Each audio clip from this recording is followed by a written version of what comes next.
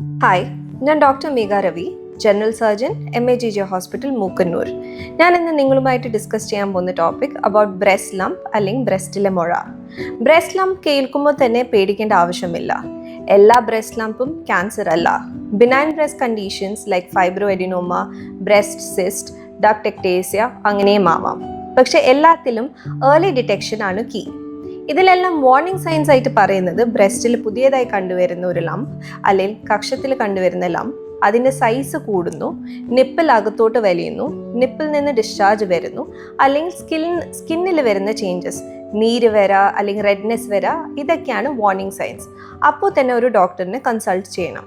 പിന്നെ എല്ലാ ഫീമെയിൽസും പ്രാക്ടീസ് ചെയ്യേണ്ടത് സെൽഫ് ബ്രസ്റ്റ് എക്സാമിനേഷൻ.